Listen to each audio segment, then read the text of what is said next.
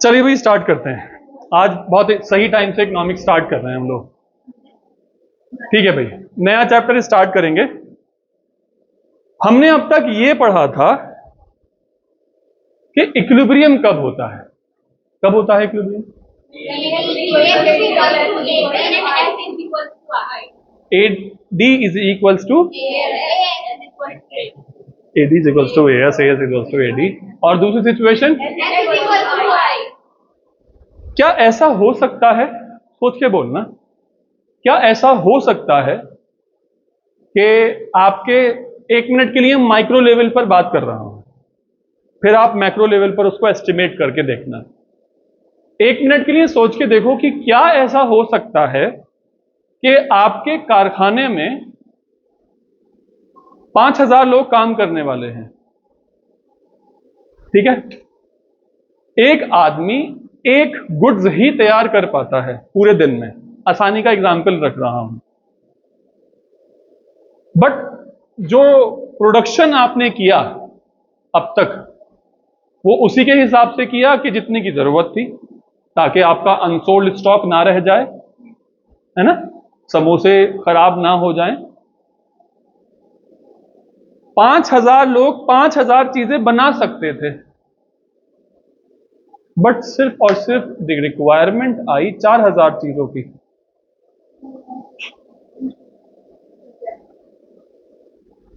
तो क्योंकि आपने 4000 चीजों की रिक्वायरमेंट आनी थी, प्लान्ड था, एक्स आंटे था, तो आपने सप्लाई भी वैसी ही रखी 4000 चीजों की, और आपने इक्विलिब्रियम अचीव कर लिया। बट डोंट यू थिंक कि 1000 लोग खाली बैठे रह गए? इस चैप्टर में हम इसी टॉपिक को खूब खोलकर डिस्कस करने वाले हैं कि वो जो 1000 लोग खाली रह गए हैं, या इस पूरी माशरे के अंदर, इस पूरे इकोनॉमी के अंदर अगर कुछ लोग ऐसे हैं जो अनएम्प्लॉयड हैं, तो क्या उनका अनएम्प्लॉयमेंट काम ना होने की बिना पर है, या उनका अनएम्प्लॉयमेंट उनकी खुद की कोई परेशानी है कि उनके पास प्रॉपर स्किल्स नहीं है, या उनका वो वॉलंटरी अनएम्प्लॉयमेंट है कि वो काम ही नहीं करना चाहते। और अब अगर मैं ये कहूं कि सरकार जो है, आपको क्या लगता है कि सरकार कौन से वाले अनएम्प्लॉयमेंट के लिए जिम्मेदार होगी? हर उस इंसान के लिए जो काम नहीं कर रहा, काम ना करने की बिना तो उसकी खुद की मर्जी भी है। क्या बात है, शाबाश मेरा बच्चा, मजा आ गया। अब बिल्कुल यही वाले अल्फाज अब देख लेना आप बुक्स में लिखे हुए। तो चलो जी पढ़ते हैं। Knowledge of some important essential concepts before taking up the detailed description of the problem of the deficient demand and excessive demand. These concepts are full employment, underemployment, voluntary and involuntary, and full employment and natural unemployment. ये सब हम पढ़ेंगे, अच्छे से discuss करेंगे। Full employment हम जानते हैं कब होगा, और full employment equilibrium and under employment equilibrium. मतलब की बात कि अगर मेरे पास 5000 लोग काम करने वाले हैं और 5000 यूनिट्स का मुझे आउटपुट अचीव करना था फॉर रेजिंग द इक्विलिब्रियम, तो मैं ये कहूंगा to make up my equilibrium I must produce 5000 goods, whether I will be able to make them from 5000 employees. Yes. तो क्या उन 5000 आउटपुट को अचीव करने के लिए क्या कोई आदमी खाली रह गया? तो मैं ये कहूंगा कि मेरा इक्विलिब्रियम तो अचीव हुआ, बट उसके साथ साथ मैंने फुल एम्प्लॉयमेंट भी दिया। इक्विलिब्रियम तो अचीव हुआ और उसके साथ साथ मैंने फुल एम्प्लॉयमेंट भी दिया।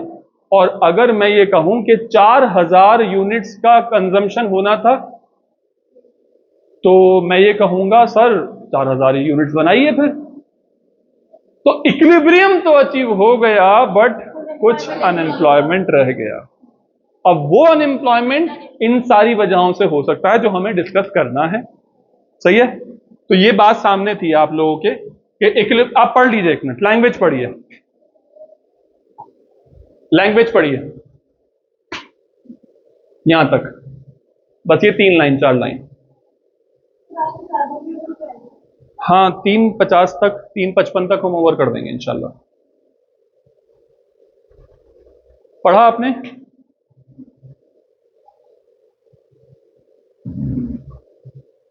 Let us assume a situation for fuller utilization of the resources leads to output of 10 billion US dollars.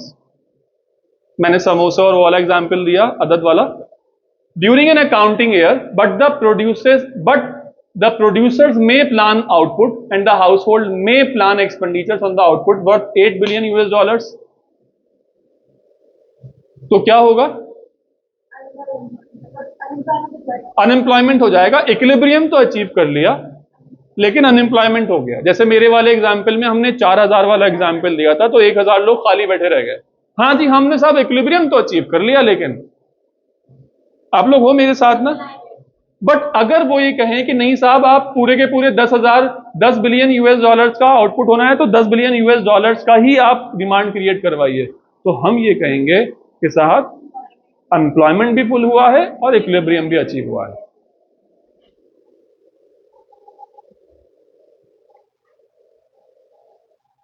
पढ़िएगा।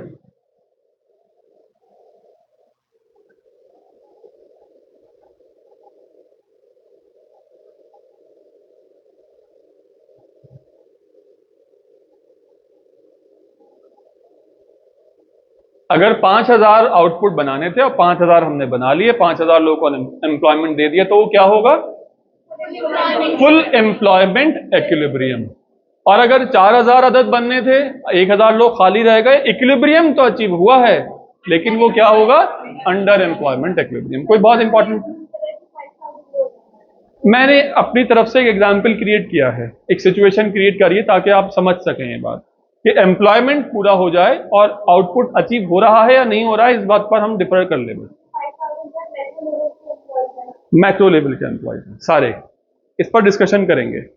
अब हम ये बात करेंगे कि जो 1000 लोगों को काम नहीं मिल सका, मैक्रो लेवल पर सोचो, बड़े पिक्चर पर, ग्लोब में से इंडिया को पूरा देख रहे हो, फिर जूम कर रहे हो।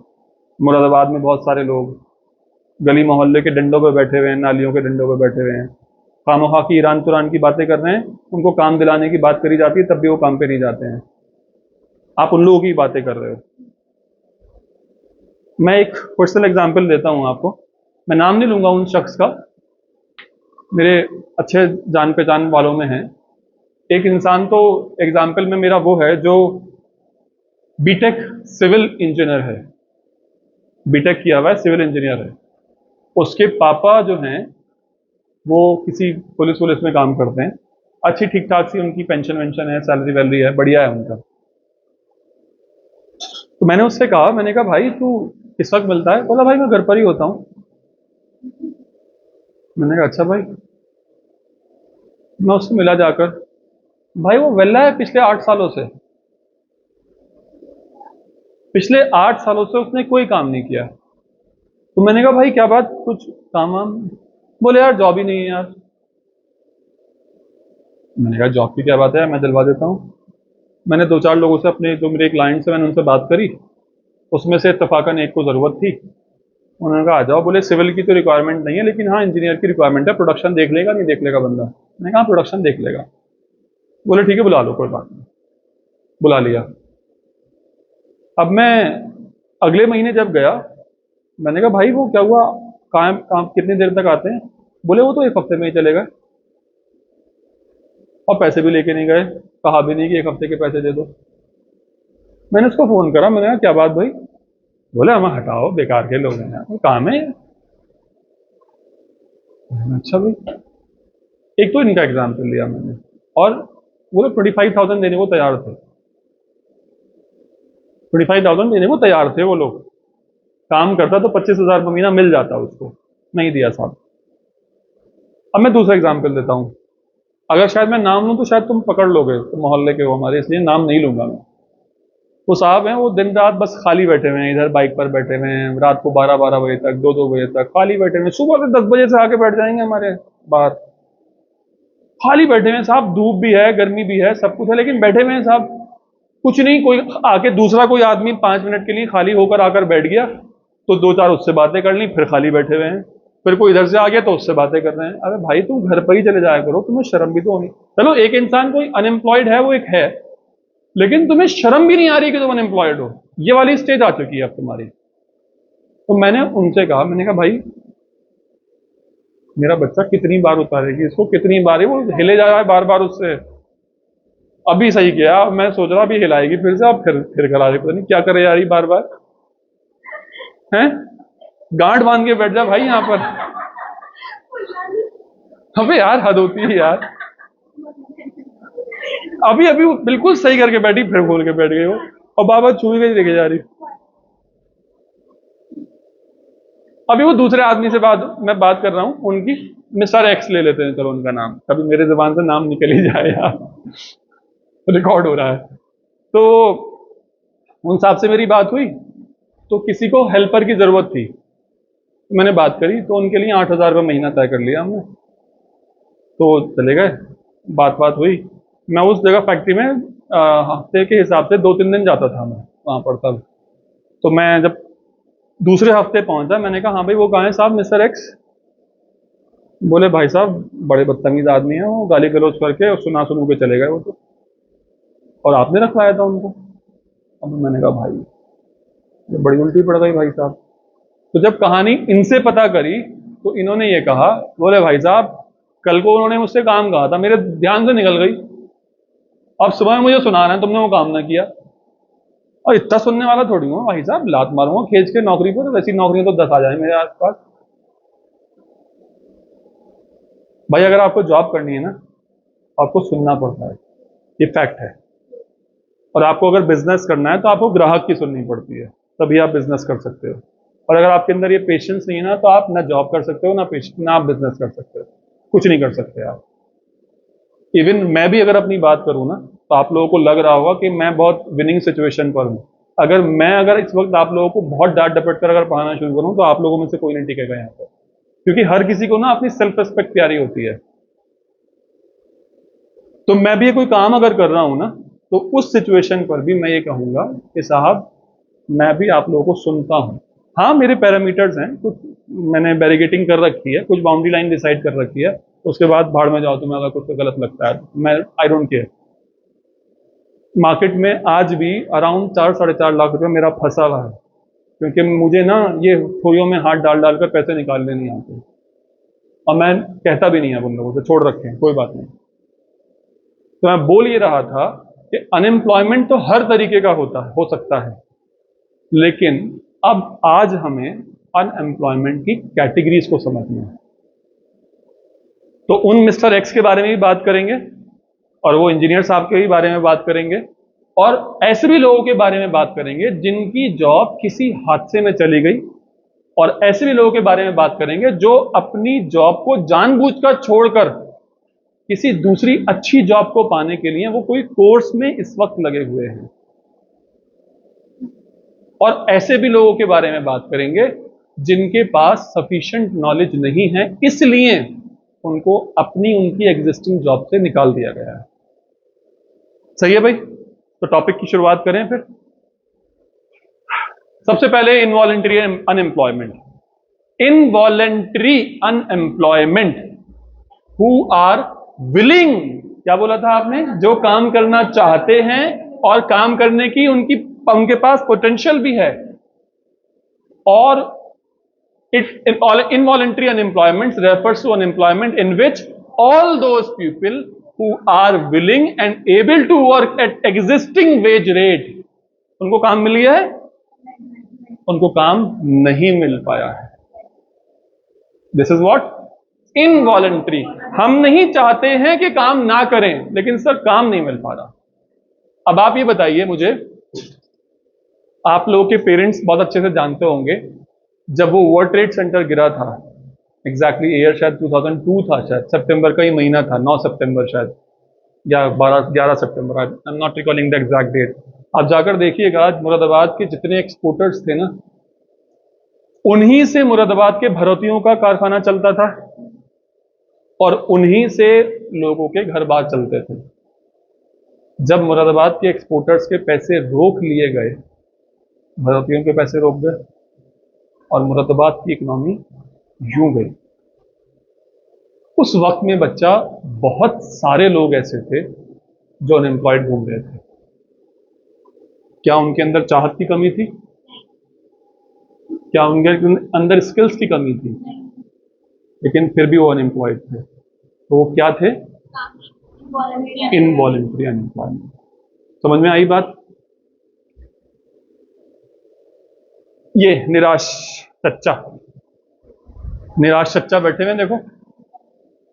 Under involuntary unemployment people are rendered unemployed against their wishes. कि भाई कोई बात नहीं, कोई दिक्कत नहीं, कोई परेशानी नहीं, 80,000 नहीं मिल रहा है, 50 तो दे देगा, चल कोई बात नहीं। मैंने बताया था आप लोगों को कि मेरी जॉब में, जब मैंने जॉब ज्वाइन करी थी, उस वक्त में मुझे 100% पेमेंट मिलता था अपना, क्योंकि लॉकडाउन चल रहा था। बताई थी मैंने पूरी बात आप लोगों को। क्योंकि लॉकडाउन चल रहा था तो मैंने कहा जाना तो कहीं पड़ेगा नहीं, बैंगलोर वगैरह कहीं पर भी। मैंने कहा चलो ठीक है ना, यहाँ पर आकर मैं काम संभाल लूंगा। बट उसके बाद क्या हुआ, उन्होंने कहा जी नहीं, बैंगलोर ज्वाइन करो, मुरादाबाद से वापस आओ। तो मैंने कहा भाई मैं अभी नहीं आ सकता। तो उन्होंने कहा नहीं, ज्वाइन करो ज्वाइन करो ज्वाइन करो। बहुत पॉलिटिक्स थी खींची वहाँ पर मेरे खिलाफ, और सारे पैसे वो सारे लोग जो हैं अगेंस्ट गए, और उन्होंने कह दिया कि जी ठीक है हसन, तुम अगर आना चाहते हो तो बताओ, वरना हम तुम्हारी सैलरी 60% कर रहे हैं। मरता क्या नहीं करता, मेरे पास कोई और जॉब तो थी नहीं, तो मैंने उसको एक्सेप्ट कर लिया। मैं कह रहा हूँ अल्हम्दुलिल्लाह, even in that scenario I was having my job. But suppose a situation कि जो लोग नहीं जा सकते थे और उनसे ये कह दिया जाता तो भैया तुम कल से काम मत करना, तो अगर ऐसे लोगों की जॉब चली जाती, अल्लाह ना करे, तो आप मुझे ये बताओ उन लोगों को क्या पुकारते आप? कौन से अनएम्प्लॉयमेंट में है? काम तो करना चाहते हैं, पोटेंशियल भी है, पैसे भी कम करने को तैयार हैं, लेकिन काम नहीं मिल रहा है, इसलिए उनको अनएम्प्लॉयमेंट पहुंचा हुआ है। सही है भाई? ये against their wishes, against their compulsion, looking for a job. It must be noted that only involuntary unemployment is considered while estimating the total unemployment in an economy. Modi ji किस चीज की फिक्र करेंगे? सिविल इंजीनियर साहब की, मिस्टर एक्स की, ऐसे लोगों की। ये इनके पास इकोनॉमी में हम इतनी अपॉर्चुनिटीज जनरेट करें कि जो लोग काम करना चाहते हैं, जो लोग कामों में काम जानते हैं, उन लोगों को हम काम दिला सकें। सही है भाई? ये सब फोटोज वगैरह दिखाए रहे हैं मैंने। Full employment implies absence of involuntary unemployment. अगर कोई कहता है कि हमारी इकोनॉमी में फुल अनएम्प्लॉयमेंट है, फुल एम्प्लॉयमेंट है, तो हम ये कहेंगे कि full employment implies in absence of involuntary unemployment. कि साहब हमारे फैक्ट्री में 5,000 लोग हैं और 5 के 5,000 लोग काम कर रहे हैं। हमारी इकोनॉमी में 5,000 करोड़ लोग हैं, तो साहब 5,000 करोड़ लोग भी काम कर रहे हैं। जितने लोग हैं वो सब काम कर रहे हैं, और कोई भी ऐसी अपॉर्चुनिटी नहीं है कि उन लोगों के पास पैसा ना हो, उन लोगों के पास जॉब ना हो। I am sorry. ठीक है भाई? अच्छा साथ हैं आज। It is a situation where aggregate demand is not enough to induce the fuller utilisation of the existing. मैं अभी नहीं बता रहा, ये मैं बाद में बताऊंगा, आप ये पढ़िए। क्या कह रहे हैं मिस्टर एक्स सिविल इंजीनियर साहब? हमें जरूरत नहीं है। सिविल इंजीनियर साहब घर में कैसे बैठे हुए हैं? जानते हैं ऐसे कुछ लोगों को? आप पर्सनली जानते हैं कुछ लोगों को ऐसा? मैं तो बहुत अच्छे से जानता हूं, मेरे साथ सामने बहुत सारे लोग हैं ऐसे। आप जानते हैं? आप लोग गली में नहीं है वो दुकान वाले? दुकान बेचारों को ससुराल वालों ने करा कर दी, और उसके बाद सारा माल बेच बेच के खा गए, अब दुकान खाली पड़ी फिर से।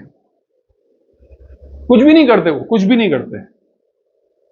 मैं बात नहीं कर रहा किसी स्पेसिफिक आदमी की, मैं किसी को पॉइंट आउट नहीं कर रहा, लेकिन बात समझो।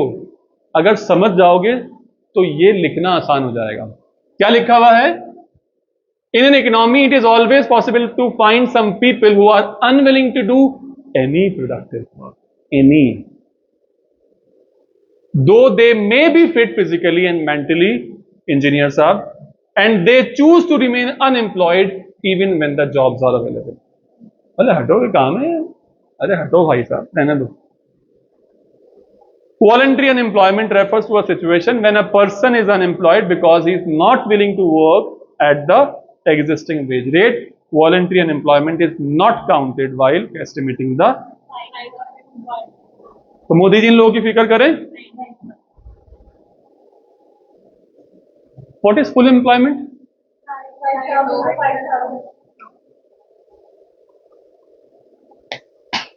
लेकिन ऐसी वाले एम्प्लॉयमेंट के केस में क्या इंजीनियर साहब हो सकते हैं? इंजीनियर साहब जैसे लोग बहुत सारे हैं। इंजीनियर साहब जैसे लोग बहुत सारे हैं। मैं कहता हूं अगर 1 लाख लोग हैं मुरादाबाद में और उसमें से 10,000 लोग इंजीनियर साहब जैसे हैं, सिविल इंजीनियर साहब जैसे, सही है? तो कितने लोगों को काम मिला हुआ है? तो क्या मैं उसको कह सकता हूं कि वो फुल एम्प्लॉयमेंट है?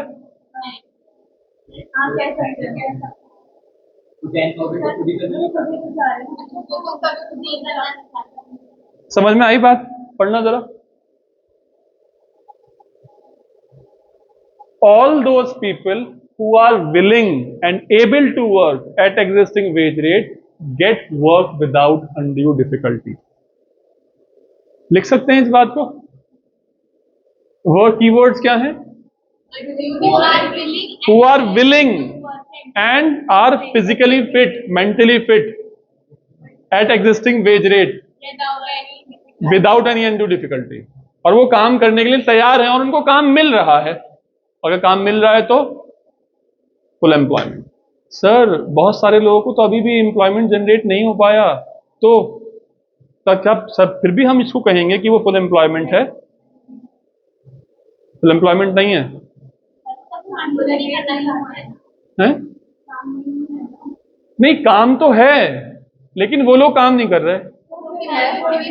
तो इसका मतलब यह हुआ कि फुल एम्प्लॉयमेंट का मतलब जो है जीरो अनएम्प्लॉयमेंट नहीं होता है, 100% एम्प्लॉयमेंट नहीं होता है। फुल एम्प्लॉयमेंट का मतलब, जैसे मैंने कहा कि 1 लाख लोग हैं, तो इसका मतलब फुल एम्प्लॉयमेंट का मतलब नहीं है कि 1 लाख के 1 लाख लोग रोजगारी में होंगे। ऐसा नहीं है कि अगर 1 लाख लोग हैं तो सारे के सारे 1 लाख लोगों को हम एम्प्लॉयमेंट देंगे तभी हम कह सकते हैं कि उस इकोनॉमी में फुल एम्प्लॉयमेंट है। ऐसा नहीं है। जो वॉलंटरी वाले लोग हैं, जो काम करना ही नहीं चाह रहे हैं, तो उन लोगों को कहा जाएगा कि वो वॉलंटरी अनएम्प्लॉयमेंट में हैं, और voluntary unemployment does not affect full employment. कोई प्रॉब्लम?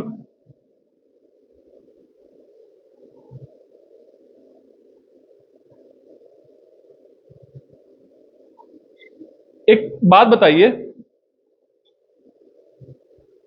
फुल एम्प्लॉयमेंट में आप हैं, 90,000 लोग काम कर रहे हैं, 90,000 लोग इकोनॉमी में काम कर रहे हैं, बट उन 90,000 लोगों में से 20,000 लोग वो हैं जिन्होंने ना अपनी जॉब से सेटिस्फैक्शन नहीं था उनको। जिन लोगों को अपनी जॉब से सेटिस्फैक्शन नहीं था और उन्होंने अपनी जॉब से रिजाइन कर दिया और वो अभी अपनी दूसरी नौकरी की तलाश में लगे हुए हैं और उनको 1 महीने के बाद दूसरी नौकरी मिल गई। क्या बोलोगे आप उन लोगों को? वॉलंटरी अनएम्प्लॉयमेंट, इनवॉलंटरी अनएम्प्लॉयमेंट, लेकिन काम तो नहीं कर रहे वो लोग हैं। Full unemployment? नहीं, इनके लिए कुछ अलग से नाम होना चाहिए ना।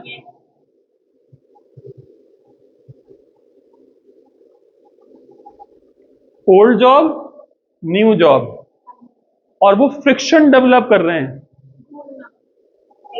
हवा में है अभी, खला में, हवा में, अभी पहुंचे नहीं है दूसरी जॉब में, लेकिन पहुंचकर ही रहेंगे। वॉलंटरी अनएम्प्लॉयमेंट में नहीं है, हाँ, खाली नहीं बैठे हुए हैं, खाली नहीं बैठे हुए, मेहनत कर रहे हैं और पहुंच जाएंगे ना बेटा। नहीं नहीं, जॉब छोड़ दी है, जॉब छोड़ दी है, लेकिन दूसरी जॉब पर पहुंचे नहीं है। 1 महीने खाली है, लेकिन जॉब की तलाश में है, लेजर में नहीं है। एग्जैक्टली तो क्या उसको आप वॉलंटरी अनएम्प्लॉयमेंट बोलेंगी? इनवॉलंटरी बोलेंगी? उसको आप फ्रिक्शनल अनएम्प्लॉयमेंट बोलेंगी। बिल्कुल ठीक है, तो वो अनएम्प्लॉयमेंट में आए ही नहीं, वो फ्रिक्शनल में भी नहीं आए। लेकिन मैं कह रहा हूं कोई इंसान बेरोजगार है, ऐसी वाली हालत में हो, ऐसी बेरोजगारी को क्या बोलोगे ये बताओ। अब पढ़ लो जरा।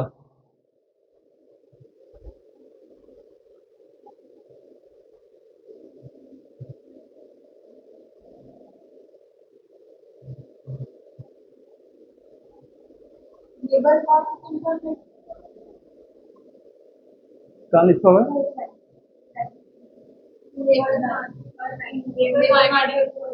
मतलब सही लोग सही जगह पर एम्प्लॉयड नहीं है। Labour market imperfection. अगर मान लो, जैसे एक मुझे तारे जमीन पर का डायलॉग बहुत अच्छा लगता है, अगर सचिन तेंदुलकर की माँ अगर उससे बोलती कि तू बहुत अच्छा बॉलर बन जाए, तो क्या वो बॉलर बन जाता? या सचिन तेंदुलकर की माँ उससे बोलती कि तू गायक गायक बन जा, तो गायक बन जाता क्या? और लता मंगेशकर से कहा जाता तू बैटिंग कर। तो मतलब ऐसे वाला एग्जाम्पल मैं अगर यहां बोलूं कि अगर किसी इंसान को, इवन मुझसे कहा जाए कि जाकर तुम टैक्स कंसल्टेंसीज जो है खोलकर बैठो, सीरियसली बता रहा हूं, खोलकर बैठी थी, मजा नहीं आया यार।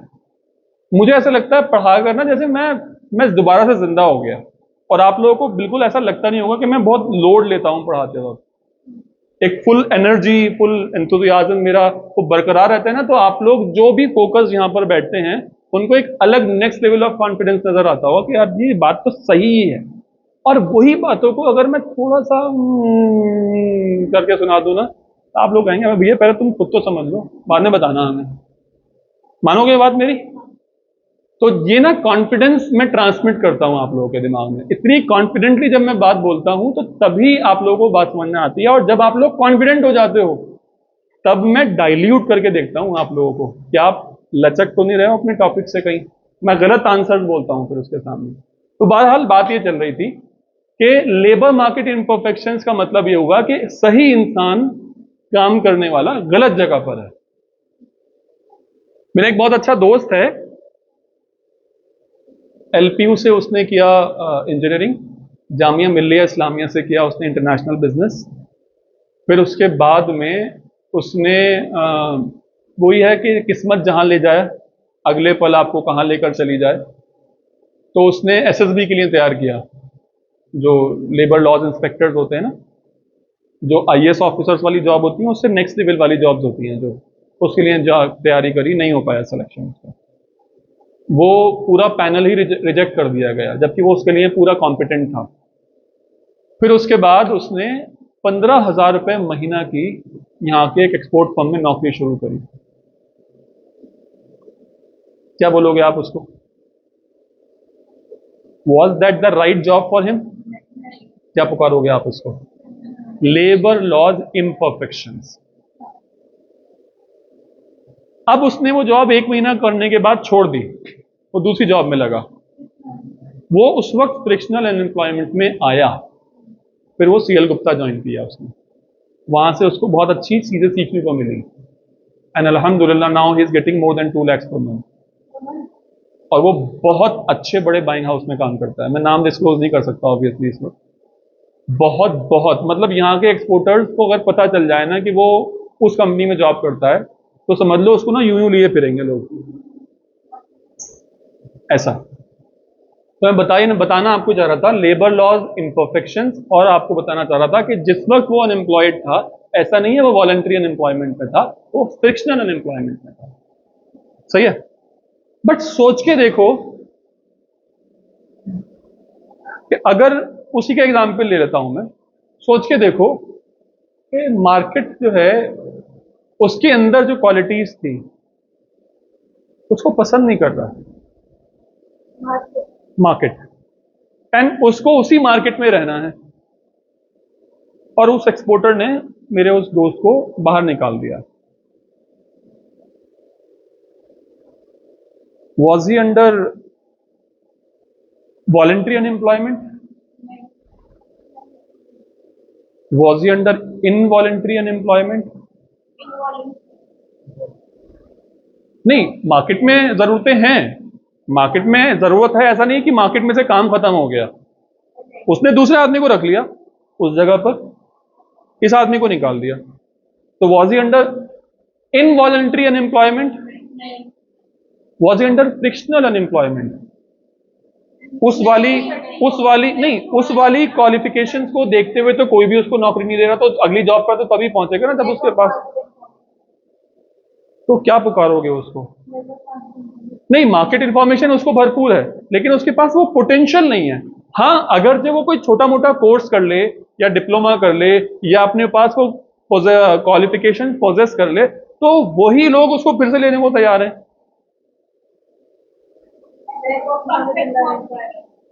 मुझे ये बात बताओ, क्या वो वॉलंटरी अनएम्प्लॉयमेंट में आएगा, इनवॉलंटरी में आएगा, फ्रिक्शनल में आएगा, कहां आएगा?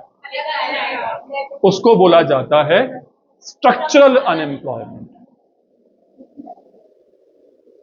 ये पढ़ा हुआ है आप लोगों का?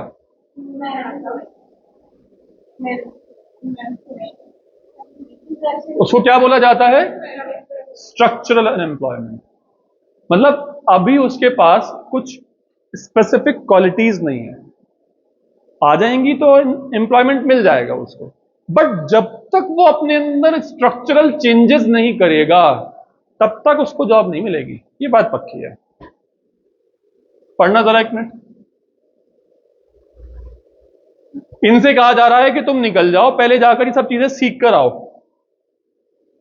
और जब तुम ये चीजें सीख लोगे तब हम तुम्हें जॉब दे देंगे। समझ में आ गई बात? स्ट्रक्चरल और फ्रिक्शनल में समझ में आया फर्क? ये एमसीक्यूज में पक्का पूछा जाएगा।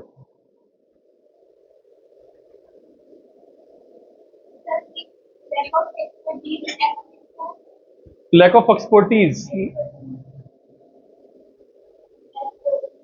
For new emerging technology. मेरे टाइपिंग मिस्टेक है, टाइपिंग मिस्टेक है मेरी।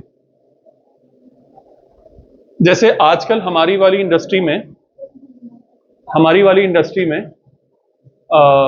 मैं अगर ये कहूं ना कि मैं अपनी जॉब में, यार ये सब चीजें रिकॉर्ड हो रही हैं, मैं अपनी जॉब में सिर्फ और सिर्फ एमएस एक्सेल का खाता हूं, सीरियसली। अगर मेरे पास वो एमएस एक्सेल जो एक सॉफ्टवेयर होता है, अगर वो मेरे पास वो रिक्विजिट क्वालिफिकेशन अगर नहीं होती, मैं अगर उसमें एक्सपर्ट तो खैर नहीं बोल सकता, एक्सपर्ट कोई नहीं होता है, जो भी मेरे पास थोड़ी बहुत नॉलेज है एमएस एक्सेल की, अगर वो मेरे पास नहीं होती तो मुझे लगता है मेरी जॉब अब तक सस्टेन नहीं हो पाती। तो अगर कोई मेरा जैसा आदमी होता और उसको एमएस एक्सेल नहीं आता होता और उसको जॉब से निकाल दिया जाता और वो एमएस एक्सेल का जाकर कोर्स करता, तो वो स्ट्रक्चरल अनएम्प्लॉयमेंट में आता। जब तक के उसके पास एमएस एक्सेल का क्वालिफिकेशन नहीं होगा तब तक उसको स्ट्रक्चरल अनएम्प्लॉयमेंट में कहेंगे। स्ट्रक्चरल से एक्सेल याद रख लेना, याद रह जाएगा, एक्सेल स्ट्रक्चरल। वॉलंटरी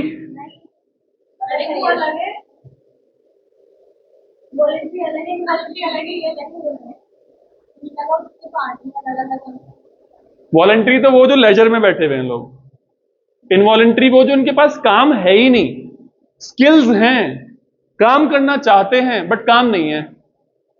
ये वो जो काम है लेकिन फिलहाल इत्तेफाकन बेरोजगार हैं, और ये वो जिनके पास रिक्विजिट स्किल्स नहीं है।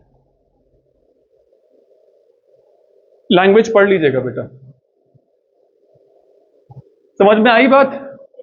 कर लेंगे, लिख सकते हैं।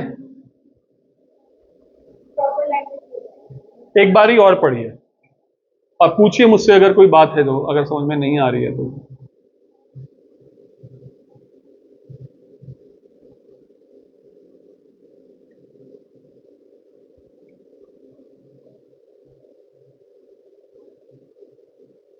अरे मेरा बच्चा आपके लिए आपकी बुक ला के रख दी थी मैंने टेबल पर, आप ले जाइएगा उसको आज।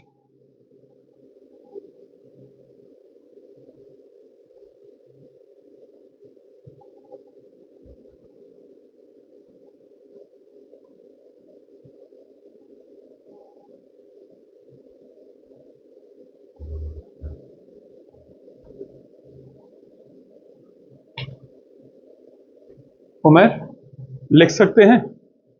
एक काम ना कर लें, लिखने की प्रैक्टिस कर लें एक, अभी के अभी।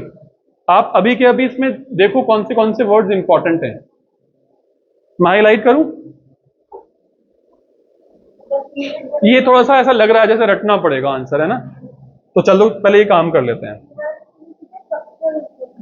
कोई बात नहीं, इस पहले इसमें से भी देखते हैं। सबसे पहला वर्ड टेम्परेरी अनएम्प्लॉयमेंट, मैंने इसको बोल्ड कर दिया। Which exist during the period of worker, ये सब आप बात शायद मुझे याद रह जाएगी क्योंकि ये वाला डायग्राम से याद रह जाएगा, है ना? Market due to labour market imperfections, ये बात अगर हम कर दें तो ज्यादा अच्छा रहेगा।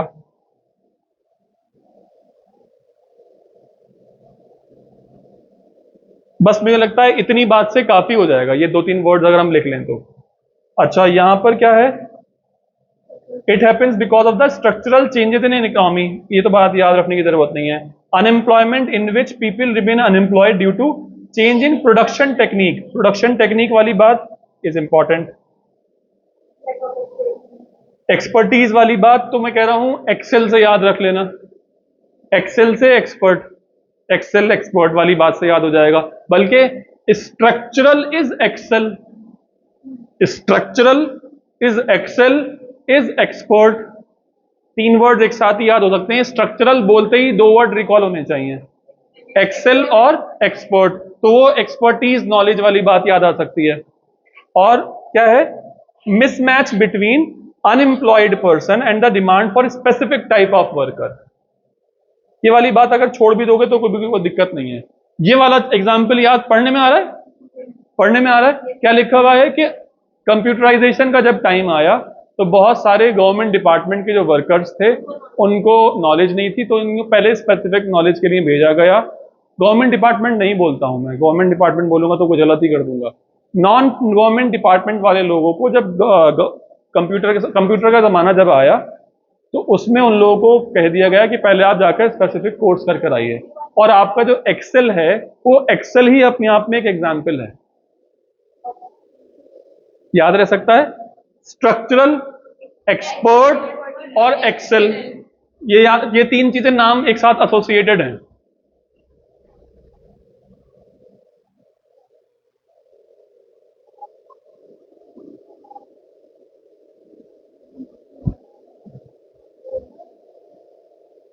मैंने रिमोट का रखा ये। अच्छा बच्चा, एक बात बताओ यार, ये जो बेचारे लोग बेरोजगार हुए हैं ये मोदी जी की वजह से हुए हैं? ये वाले लोग ये अपनी वजह से हुए हैं? यार ये तो बेचारा उस जगह पर होना ही नहीं चाहिए था, इसलिए उसने दौड़ लगा दी वहां से, और इसको तो बेचारे को निकाल दिया गया स्किल से। न्यू टेक्नोलॉजी की वजह से हुआ है, मोदी जी की वजह से तो नहीं हुए ना, है ना? तो इसको बोला जाए वॉलंटरी अनएम्प्लॉयमेंट। हाँ, इन दोनों को एक साथ क्या बोलोगे, पूछ रहा हूं। ना ये मोदी जी की वजह से हुए, ना ये अपनी वजह से हुए। अरे यार उनको क्या पता था कि, उनको तो लगा ये वाला स्किल सीखना, ये वाला स्किल सीख कर जब वो पहुंचे तो पता चला ये वाला स्किल हमने गलत सीख लिया था। तो इसको बोला जाता है natural rate of employment. Naturally unemployment पे पहुंच गए हम, natural rate of employment. Unemployment होना चाहिए। The presence of two types of unemployment is referred to as natural rate of unemployment. Cross check कर लीजिएगा, पता नहीं मैंने खैर ये अन काटा तो खैर नहीं होगा, अनएम्प्लॉयमेंट ही है ना। चलिए, प्रॉब्लम ऑफ डेफिशिएंट डिमांड।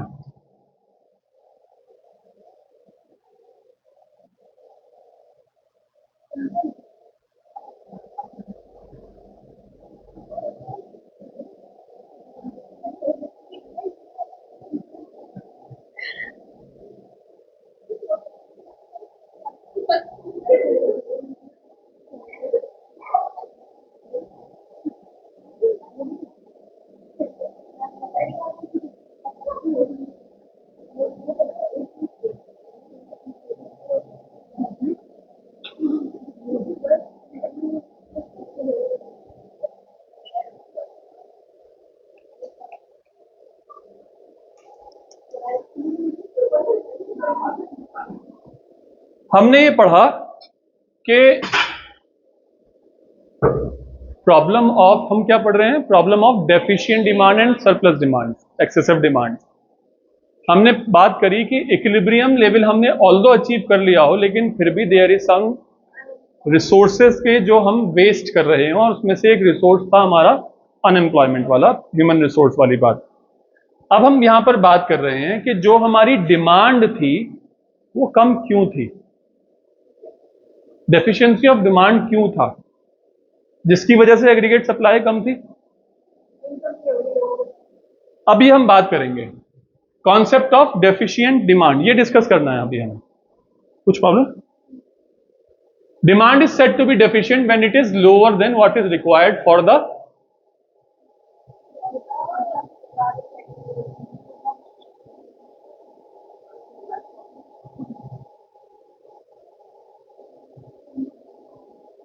मेरे पास 5000 लोग थे, 5000 लोगों की सेटिस्फैक्शन नहीं कर सका, तो डेफिशिएंसी आ गई थी वहां पर।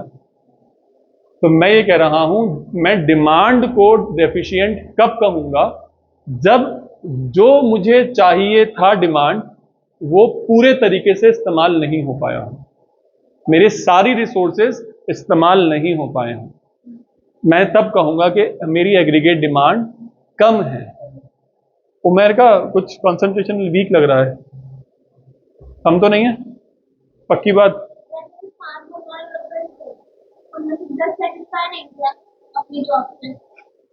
नहीं, जॉब सेटिस्फैक्शन की बात नहीं कर रहे हैं हम, उनको काम करने का मौका नहीं मिल पाया था। मैंने कहा था ना 5000 लोग थे काम करने वाले, हमारे पास अवेलेबल 4000 लोगों ने काम कर लिया, क्योंकि 4000 लोगों की डिमांड थी, 1000 खाली रह गए थे। तो मैं इस बात पर कह रहा हूं कि जब भी कभी भी मैं ये कहूं कि डिमांड के अंदर डेफिशिएंसी है, डिमांड के अंदर डेफिशिएंसी है, इसका मतलब क्या है कि जो रिसोर्सेज हमने इस्तेमाल करने के सोचे थे वो सारे रिसोर्सेज इस्तेमाल नहीं हो सके। सही है भाई, ये बात समझ में आ गई? Demand is said to be deficient when demand is lower than what is required for fuller utilisation of resources. AD is deficient when it does not permit fuller utilization of resources, सही बात है। और AD is deficient when excess capacity economy में available थी, जितने की demand हो ही नहीं सकती थी।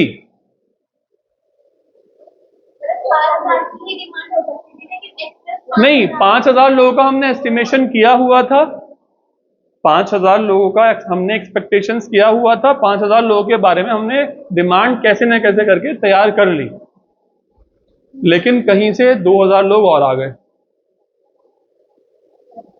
तो इस हालत में भी तो हमारी जो रिसोर्सेज हैं वो अनयूटिलाइज्ड रह गई। तो या तो ये कहूं कि जितने का भी मेरा प्लान था वो मेरी प्लानिंग में सारा यूटिलाइजेशन मैं नहीं कर सका, और दूसरी बात यह भी हो सकती है कि aggregate demand is deficient when there is excessive capacity in the economy implying the under utilisation of resources. बातें दोनों एक जैसी हैं, मैंने एग्जाम्पल अलग अलग लेकर ये बताना चाहा है कि हमारे पास रिसोर्सेज ज्यादा थी लेकिन हम उनका इस्तेमाल कर ही नहीं पा रहे। और aggregate demand is said to be deficient when when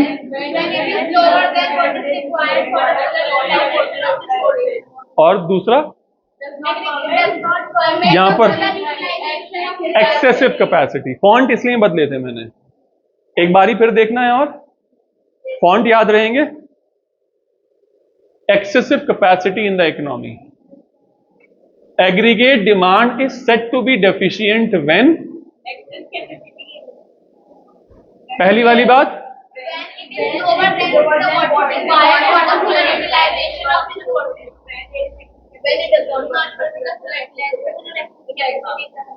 याद रहेंगी बात, सही है।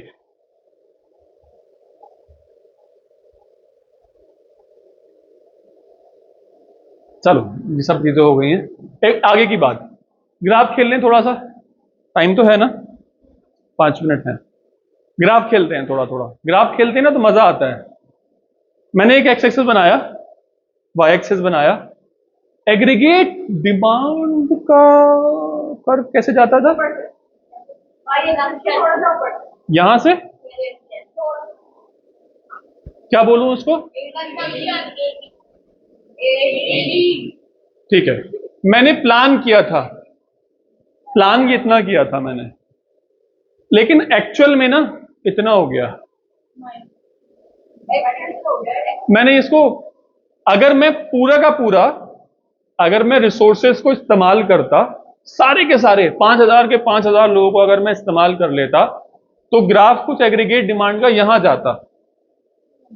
लेकिन मैंने बनाया 4000 के हिसाब से, क्योंकि एग्रीगेट डिमांड ही 4000 की आई थी, तो वो 4000 का कम का हो गया। समझ रहे हैं ये बात, इसमें कोई प्रॉब्लम तो नहीं है भाई। 4000 लोगों की रिक्वायरमेंट थी, तो मैंने 4000 लोगों के हिसाब से मैंने 4000 की डिमांड को सेटिस्फाई करना चाहा, सप्लाई जो है मैंने 4000 की रखी। बट अगर मैं सारे के सारे लोगों को एम्प्लॉयमेंट करा देता, फुलर यूटिलाइजेशन ऑफ रिसोर्सेज करवा देता, तो जाहिर सी बात है मेरा एग्रीगेट डिमांड 4000 से ज्यादा बढ़ जाता। ये बात समझ में आ रही है, ये बात समझ में आ रही है। अब क्या हुआ, जब मैंने अपनी इनकम का चार्ट ऊपर डाला, as curve which is 45 degree, origin and 45 degree वाली बात, जब मैंने इनकम का चार्ट अपना बनाना चाहा, तो इक्विलिब्रियम होना कहां चाहिए था, अगर वो फुलर यूटिलाइजेशन ऑफ रिसोर्सेस पर होता तो। अगर वो फुलर यूटिलाइजेशन ऑफ रिसोर्सेस करने की बात करता और मैं इक्विलिब्रियम लाने की बात करता, दोनों बातों को साथ में अगर मैं लेकर आता, तो इक्विलिब्रियम कहां बनता, ये वाला। लेकिन बना कहां, यहां पर बना, यहां पर बना। लेकिन मैं ये कह रहा हूं, बिल्कुल इक्विलिब्रियम यहां बना है, लेकिन मैं ये कह रहा हूं, ये क्या है, डेफिशिएंसी। इसको क्या पुकारता हूं मैं, ये है इक्विलिब्रियम और ये है मेरा शॉर्टफॉल इन डिमांड। कोई दिक्कत तो नहीं, बहुत मुश्किल है इकोनॉमिक्स, पढ़ने में समझ में नहीं आ रही है, बताइए। चलिए पढ़िएगा जरा क्या लिखा हुआ है। ये एडीएफ मतलब ये फुलर यूटिलाइजेशन वाली, ADF line shows that the required level of AD for the full employment in the economy. ADP क्या है, प्लांट वाली बात, which is lower than the full employment वाली बात। The vertical difference between is deficient demand. सही है भाई, आगे की बात नहीं कर रहा यार, मैं खुद बहुत टायर्ड हो गया अभी, चार टाइम भी हो ही गया, तो पूरा अगला टॉपिक कंप्लीट हो नहीं पाएगा। चलिए भाई, थैंक यू।